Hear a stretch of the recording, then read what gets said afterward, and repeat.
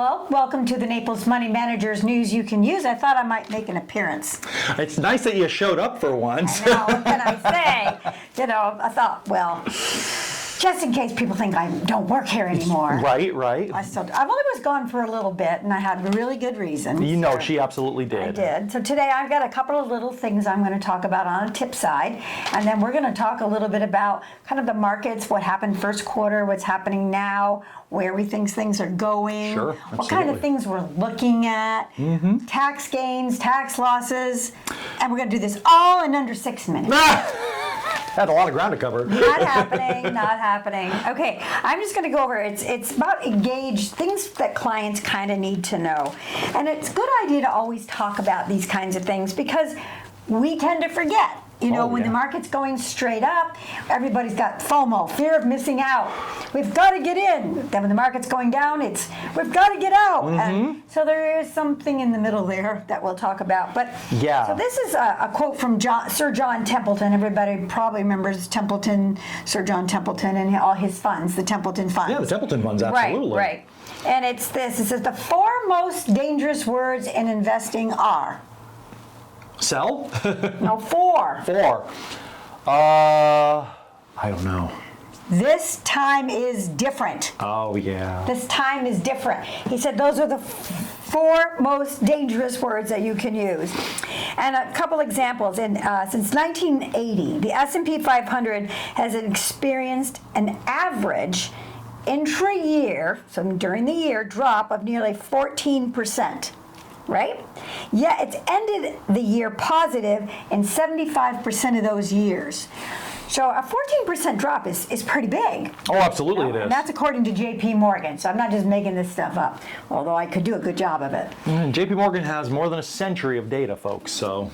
And in 2020, the markets fell over 30% in a matter of weeks. Do we remember this? March 18th. There we go. Burned into my brain, folks. But then, within just a few months, it recovered to reach a new high.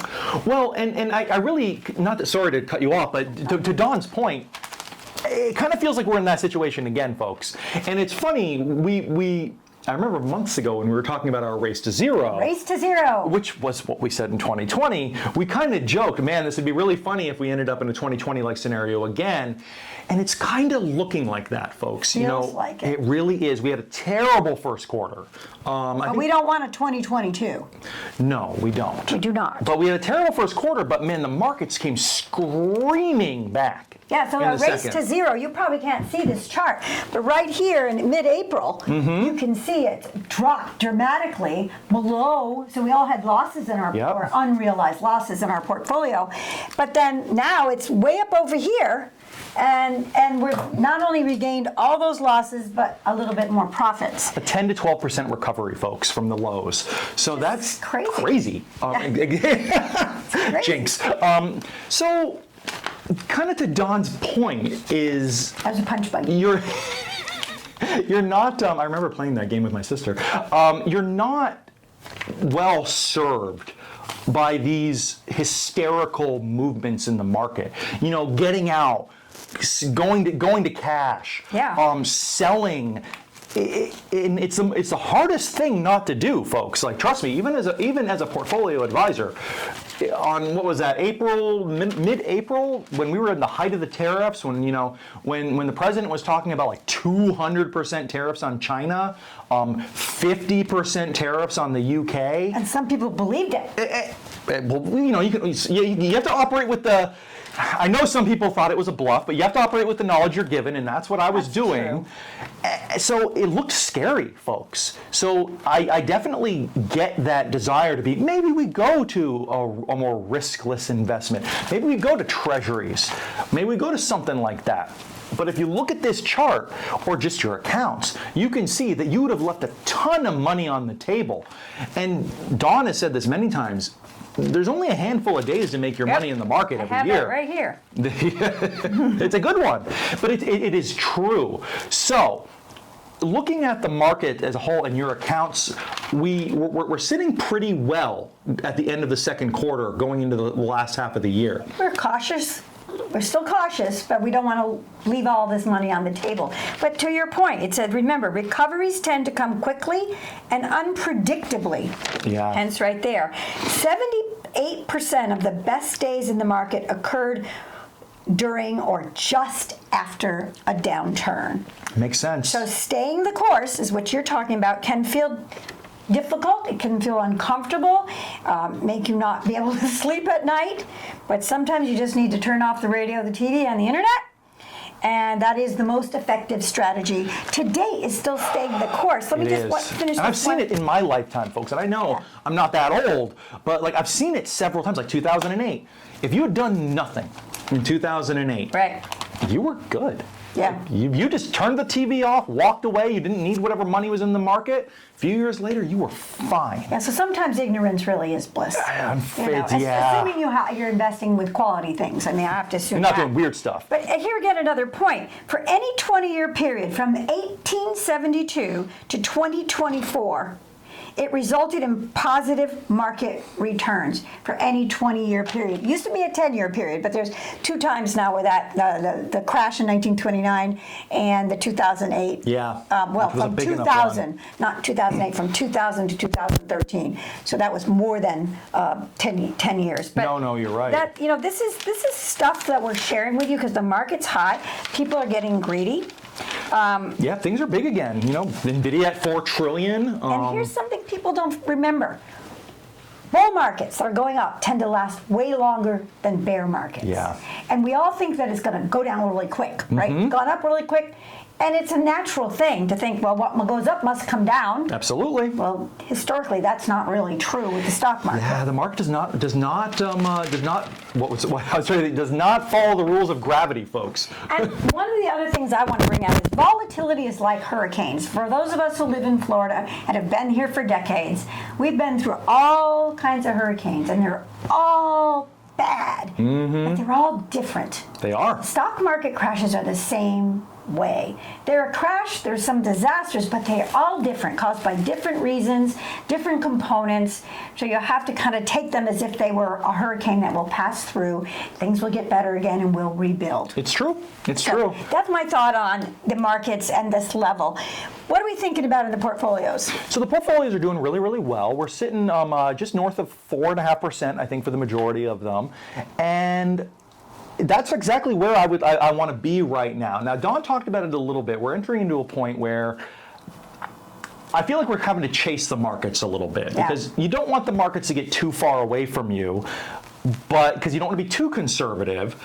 But you also don't want to expose yourself because that's not what we do here, folks. So we're watching it very, very closely. And as we're coming into the last half of the year, we're starting to look at taxes a little bit more. Right. So I'm sure many of you can remember that 2023 was a rough year for taxes. 2024 was much better. We're continuing the Both good years for return. Yes, absolutely. We did make great money. Made good money, paid a lot of tax in 2023. 2024 made good money, paid almost no tax. Yes, and that's what we're aiming for this year. And I can see just from the portfolios that we're dealing with, I think we have enough embedded paper losses, Don always likes me to emphasize that, to wipe out a lot of the taxable gains that we have this year and maybe get even to a flat taxable account this year. So we're going to see, you may see some of that going over the next couple of weeks as we either roll or sell some of our existing positions, but we're really keeping an eye on that, especially if it turns out to be a good year. So what do you think about the railroads companies trying to merge CRX and Well, it feels a little bit like what was that big telecommunication company that they broke up? AT&T? AT&T. Yeah, thank you. It feels a little bit like AT&T Marvell? or the oil company that's a big one. Exxon? No, it's from like the turn of the century. It was a big one that we broke up like under them. But yeah, it feels like that. It feels a little bit like a monopoly, folks. These are two very, very, very large train companies that are really the only ones who do what they do. Yeah. And they're merging. Dawn said they kind of feel like a utility. They sort of are. Like, how do you get around that? There's some national Well, security the involved in it. Utility for as far as transport, not necessarily of people, Yeah. but of goods. Yeah, like trains, the majority of freight is still transported via train in this Right. country. So there's a national security component for that. So I'm curious if this merger goes through, but kind of along that same lines, apparently President Trump was looking at breaking up NVIDIA. Because NVIDIA is a $4 trillion company. They kind of are the semiconductor field in and of itself. But he even said that it's very, very difficult to do that under modern laws. So you might not even see this challenged, this merger between Right. between Union Pacific and what was the other one? CRX. So I personally think that it meets that test, but with our modern government probably won't challenge it. And I'm just going to end this with a couple of things that are on our radar. And one of them is all of a sudden I see them talking a lot about instead of companies going public the traditional way through a big bank like a JP Morgan or Morgan Stanley or whatever, that they're talking about doing it with tokens, Yeah. basically cryptocurrency. So that's one thing that we're kind of keeping an eye on. The other thing is all the chip makers and how much power they need, water and electricity to continue making the chips the way they do. And for some of our very younger clients that have a lot longer time frame, we're kind of starting to look at those companies Yeah. that are able to produce those products using very little energy or very little water. Yeah, So those are nuclear, on things like that. On our horizon. Absolutely. But you all set? I think so. Okay, so with that, I'm going to leave you with a couple of quotes here. Here's the best tip the market will ever give you. Never answer a margin call. Not that funny. So if they call, Good. don't answer. Don't answer. Yeah. Avoid the stock of a company that just announced the move to a new fancy corporate headquarters. You got to wonder where that money's coming from, folks. This is basic stuff. Anyway, this is Money Matters, and most of all, and most importantly, it doesn't matter. Let's talk to you later. Please like and subscribe. We'll talk to you soon. I always forget that.